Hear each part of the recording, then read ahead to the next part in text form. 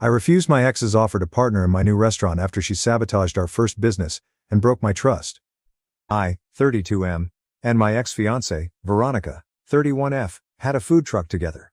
We both dreamed of having our own restaurant when we first met 3 years ago while attending culinary school. While I had been working in kitchens since I was 16 to support myself, Veronica, who hailed from an affluent family, had never worked in the culinary sector prior to attending school. Despite our disparate upbringings, we clicked right away. When we first started the business, we were engaged for 2 years and dated for 6. Since I graduated, I had been saving money by working 60-hour weeks at different restaurants to accumulate cash and experience. By my 29th birthday, I had saved about $100,000.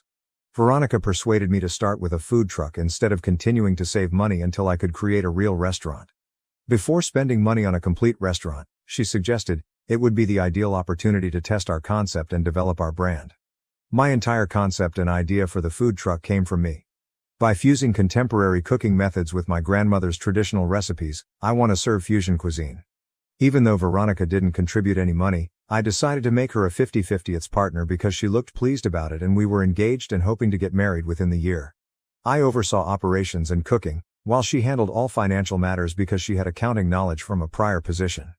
The first year was fantastic. We discovered the ideal location next to a few office buildings, and our food was well liked by frequent patrons. We were found by local food bloggers, who gave us excellent evaluations. We even made the list of the top 10 food trucks in our city. I felt like I had finally realized my dream after our accomplishment, and it was even more satisfying to do it alongside Veronica. However, after 14 months, things began to become strange. I started to see inconsistencies in our inventories. Based on our sales, supplies would run out sooner than they ought to. Veronica indicated that we might be squandering more food than we thought or that some staff might be stealing when I brought this up to her. Since she was in charge of the books, I trusted her judgment. After that, I saw that funds appeared to be vanishing from our account. Despite making a healthy profit, we never appeared to have enough money for necessities. Veronica would become defensive and accuse me of not trusting her if I attempted to look at the books. "Do you think I'm stealing from us? Or don't you trust your future wife?" are some of the things she would say.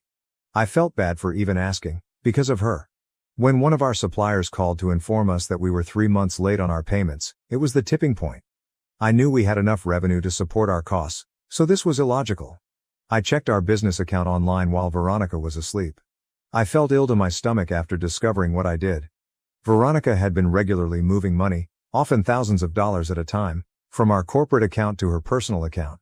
The following morning, when I confronted her, she sobbed and acknowledged that she had been stealing money for months. She stated that she needed money to support Andrea, 25F, her younger sister, who was allegedly having a lot of credit card debt and didn't want their parents to find out. I tried to be understanding even though I was upset. Andrea, who occasionally assisted us with the food truck, was also like a sister to me. It was unbelievable to me that she was in such difficulties and hadn't approached us immediately. In order to discuss the matter and determine how we could assist Andrea in managing her debt, I gave her a call. However, Andrea was utterly perplexed. She said that she had no debt and that Veronica had not given her any money. Actually, she was doing very well financially and had recently received a promotion at work. Andrea was astonished when I informed her of Veronica's justification for the missing funds. Over the course of 8 months, it was discovered that Veronica had stolen about $50,000 from our company. The complex lies she had said and the way she had exploited her own sister as a cover story were more significant than the money. Her tale altered when I approached her once more. She said she wanted to surprise me and that she had been saving the money for our wedding and a down payment on a home. She had been taking out cash at ATMs, according to bank records, but the money was nowhere to be located. I promptly called off our engagement. Veronica sobbed uncontrollably, alternating between pleading for my pardon and claiming that I was exaggerating. Her parents became involved, which made matters worse. They maintained that since we were engaged and would shortly get married, it wasn't actually theft. Her father even implied that my tight control over the company funds amounted to financial abuse. In order to settle our supplier bills, I had to sell the food truck. I lost nearly everything I had accumulated because of the stolen money and the depreciated worth of a used food truck. I almost went bankrupt and was horrified. According to Veronica's parents, it was only a little financial dispute that I had exaggerated. Even some of our mutual acquaintances said I should try to make amends with her since I was being too harsh. After working at several jobs for 2 years and saving every penny, I eventually launched my own tiny restaurant 6 months ago. It's nothing special, but I own it and have total authority over it. I maintain thorough records of everything and engaged qualified accountants. The restaurant is thriving.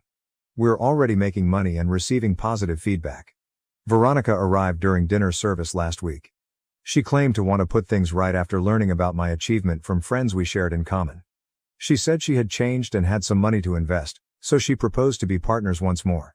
She mentioned how effectively we collaborated before to the problems and suggested that we work together to further the restaurant's success. She has persisted even after I urged her to leave after laughing incredulously. Her parents began phoning me, accusing me of being spiteful and urging me to give Veronica another chance because she was essentially family. They mentioned how she had assisted me in launching my first company and claimed that I owed her for that. I blocked their phone numbers. On social media, Veronica's pals are now disparaging me and accusing me of being callous for failing to assist my ex-family in getting back on their feet. Since everyone deserves a second opportunity, several mutual friends claim that I'm being too harsh and that I should at least listen to her. Update. 3 weeks have passed since my last post. Thank you to everyone who left a comment and offered encouragement. I need to get this off my chest since, regrettably, things have become much worse. Veronica and her parents started visiting my restaurant during our busiest times after I blocked them. Initially, Veronica was the only one ordering water while seated alone at a corner table. She would remain for hours, looking at me every time I went by. Some clients observed the tension, and my employees began to feel uneasy. Her parents then joined in. They would only order the cheapest items on the menu and occupy a large table that could seat 6 people during our Friday and Saturday dinner rush. They would try to wave me down every time I passed, screaming things like, "This is no way to treat your future in-laws," or "We're family, you can't ignore us forever," loud enough for the customers around to hear. At first, I made an effort to manage things professionally. My host seated them in less conspicuous locations and told the employees to handle them just like any other patron. However, they went too far last week. During dinner service, Veronica's father got up and began yelling at other patrons about how I had taken their daughter's business ideas and left her when she needed assistance. There was a commotion when I had to ask them to leave. Only after I threatened to call the police did they go. The following day, I began to see odd internet evaluations. To submit unfavorable evaluations about my restaurant, someone had set up several accounts. They said we served bad food, had rats in the kitchen, and had major health code breaches. The fact that certain reviews brought up particular instances from our food truck days that only she would be aware of, such as the time we had to close early due to a generator failure, and that she twisted into a tale about food contamination was what gave Veronica away. My business began to suffer from the phony reviews. Our lunch attendance significantly shrank, and I experienced multiple cancellations of reservations. Veronica was served with a cease and desist letter by the lawyer I hired, who specialized in defamation matters. In response, she posted on many sites and made more fictitious accounts. At that moment, an unforeseen event occurred. Veronica's sister, Andrea, visited my restaurant after it had closed. She claimed she was unable to remain silent any longer and was clearly agitated. She disclosed that Veronica never provided assistance to anyone using the pilfered funds. She had been concealing her gambling addiction for years. Andrea claims that before we even met, Veronica had been going to underground casinos. Although she was able to conceal it effectively, her losses had been increasing. She immediately used the $50,000 she took from our food truck business to settle debts related to gambling. 2 years prior, when Andrea found Veronica unconscious in her apartment with threatening messages from loan sharks on her phone, she had learned of this. Andrea proved everything to me with pictures, text messages, and bank statements. Veronica has been controlling everyone in her vicinity. She had even convinced their parents that she needed the money for our wedding preparations, so she had stolen it. She had previously gambled away her savings, which is why she hadn't contributed any funds to our food truck. It was troubling why Andrea hadn't stepped out sooner. She had been blackmailed by Veronica. Although their conservative parents were unaware of it, Andrea was seeing a lady. If Andrea ever told their parents the truth about the gambling, Veronica had vowed to expose her. When Andrea realized that Veronica's behavior was ruining my new company, she eventually made the decision to notify me since she could no longer bear the guilt. I informed our common acquaintances, who had been disparaging me on social media, of this knowledge. Many expressed shock and apologies for making assumptions about me before hearing the whole tale. Many recalled giving Veronica loans that she never paid back, constantly citing various justifications such as unexpected costs. Veronica's parents, meanwhile, continue to live in denial. They accused Andrea of lying to conceal her own lifestyle choices when she attempted to provide proof of Veronica's gaming. They are now accusing me of being cruel for disseminating false information about Veronica's alleged addiction and of manipulating Andrea into turning against her sister. When some of Veronica's contacts from the casino began to visit my restaurant, the situation became even more difficult. They weren't subtle individuals, and other patrons felt uneasy around them. One of them cornered me in the parking lot after closing last week and said I ought to be more giving to my ex-fiancée. To keep an eye on the property during business hours, I had to hire a security guard. Because of all this commotion, my business is getting hurt. I've had to pay for security and legal fees, and our weekday dinner service has decreased by 30%. However, I'm not going to back down.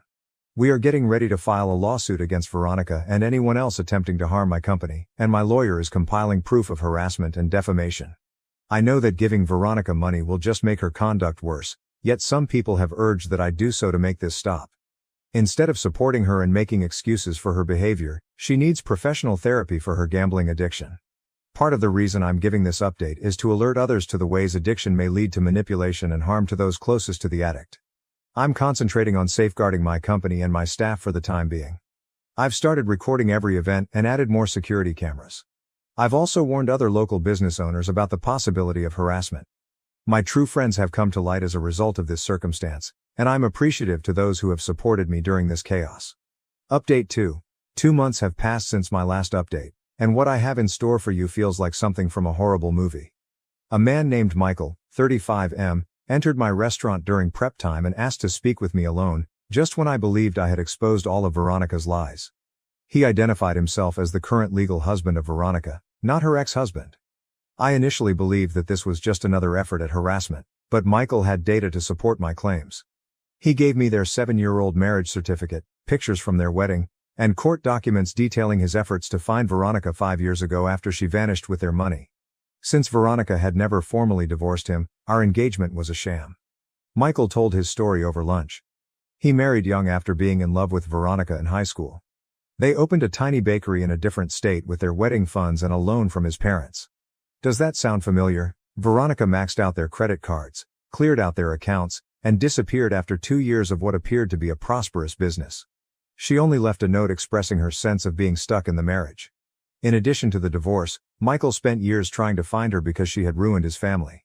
In order to repay the company loans they co-signed, his parents had to sell their home. The time was ideal.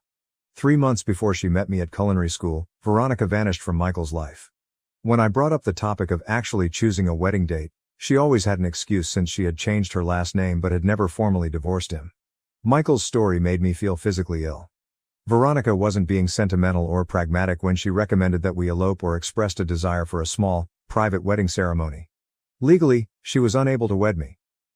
She had previously stolen money from our food truck business, but this was her most recent theft. Surprisingly, Veronica revealed everything when I texted her to confront her about Michael. But she twisted the story, as Veronica always does. She said Michael had been abusive and domineering. Michael, however, showed me police records he had submitted, which demonstrated that she was the one who was abusing him and that she had to steal the money in order to get away. Veronica said that she had intended to divorce Michael in the end and that she had kept her marriage a secret from me out of protection. After hours of note comparing, Michael and I discovered that Veronica had been operating the same fraud in several places. She would connect with someone who wanted to launch a food-related business, get access to their money, and then drain their accounts. As far as we know, she had done this at least 4 times. Together with Michael's attorney, my attorney is currently constructing a fraud case against Veronica. At last, Michael is able to serve her with divorce documents. The fact that this seems to be a pattern of intentional illegal activity across several states is another reason why the authorities are interested. When further victims began contacting us, it was the biggest shock. Michael published my original Reddit post in forums for company owners after discovering it. 3 other individuals came forward with comparable accounts of Veronica. Even while she was still living with Michael, she was engaged to one. Every story had the same pattern. She would become part of their life, win their trust by falling in love and then take whatever she could. When Veronica's parents found out about her prior marriage, they eventually stopped supporting her. When her mother arrived at my restaurant in tears, she said she didn't know who her daughter was. However, they have just vanished without offering me an apology for their harassment and accusations. Andrea claims that in order to settle some of Veronica's gambling debts, they have deactivated their social media accounts, ceased frequenting the restaurant, and mortgaged their home. Since we called the police, the casino staff has also retreated. It turns out that some of them didn't want the spotlight and were operating an illegal gambling enterprise. Veronica owes them more than $200,000, we found out. She had been trying to recover her losses by spending the money she had stolen from me and other people, but she had only ended up losing more. At last, things are returning to normal at my restaurant. Regular consumers are coming back now that the phony reviews have been taken down. This strange experience has made me buddies with Michael. He even promised to assist me in growing my company after the legal matters are resolved. He stated that he hopes this entire fiasco would lead to something positive. I'm still amazed at how meticulously Veronica organized everything. She made up whole false personas and life tales in addition to lying about minor details. Since they discovered anomalies in her application materials, the culinary school where we met is currently looking into the matter. Her entire existence seems to have been based on falsehoods. Update 3. This will most likely be my final update, as it has been 6 months since my last post. Last month, Veronica was taken into custody in Las Vegas. She apparently ran away there after all the information was made public and attempted to con a casino owner with the same ruse. She was obviously unaware that casino owners spoke with one another, and one of them knew who she was from the warnings that had been going around. Under a different fictitious name, the cops discovered her residing at an inexpensive motel. She had 5 different IDs and credit cards in different names when she was arrested. Notebooks describing her prior scams, including the one she perpetrated on me, were also discovered. She had everything in writing, including when to start collecting money, how to build trust, and how long to wait before proposing a business opportunity. Everything was organized like a business plan. She faces many fraud charges from the district attorney in multiple states. In addition to Michael and me, they discovered at least 7 more victims. While she was still legally married to Michael, she was also engaged to 2 of them. She has taken about $800,000 in total throughout the years. She could face severe jail time. Andrea now frequents my restaurant on a regular basis. She moved in with her girlfriend in a nearby apartment after coming out to her parents and being shunned. Ironically, she now assists me with the books, carrying out the task her sister was meant to perform. In addition to being far more skilled at it, she is also honest. We occasionally discuss Veronica and attempt to determine whether there were any indicators that we overlooked, but our main goal is to move on. Last week, Veronica's parents finally spoke out. They actually sent me a handwritten letter, not a text or email. Although it wasn't quite an apology, I thought it may be. They wrote about how their love for their kid blinded them and how they failed to raise her properly. In order to pay off the obligations Veronica had accrued in their names, they acknowledged having to sell their home and relocate to a smaller space. Not for their benefit, but so they might have a relationship with their future grandkids, if I ever had any. They asked if I could find it in my heart to forgive them. I didn't answer. There are some issues that cannot be resolved verbally, and I have no desire to keep up any relationship with them. They only expressed regret once they became victims themselves, supported Veronica's actions for years, and attacked my character after I revealed her thievery. In fact, all of this has made Michael and I close friends. He recently launched a new bakery in the community, and we are discussing the possibility of working together on future initiatives. We both concur that we must not allow Veronica's actions to deter us from putting our faith in others and going for our goals. Now more than ever, my restaurant is doing well. In fact, more customers came in as a result of the attention surrounding Veronica's arrest. In an attempt to torment me, some even want to sit at the famous table, where she used to wait for hours. I now make fun of it with my employees, but we've also put strong security measures in place to make sure that this doesn't happen again. Although the legal proceedings are still going on, I'm not giving them any more attention. I have provided the prosecutors with the required statements and supporting paperwork. I'm done allowing Veronica to occupy space in my life, but her actions will be held against her in court. I occasionally reflect on how things might have gone differently if I had allowed myself to be manipulated by her and given her another chance. Like she did with the food truck, she most likely would have emptied my new restaurant as well. Rather, I followed my gut and refused to back down. I've discovered that getting even or disproving others isn't always the best form of retaliation. It's about turning a bad experience into something good. I've made real friends, my restaurant is doing well, and I'm at last at peace with all that has transpired. For anyone experiencing a similar situation, follow your instincts, document everything, and avoid being coerced into disregarding warning signs. Certain individuals reveal their true selves to you. Trust them the first time. Thank you for watching. If you haven't subscribed yet, Please do so and hit the notification bell to stay updated with more shocking real-life stories happening around you.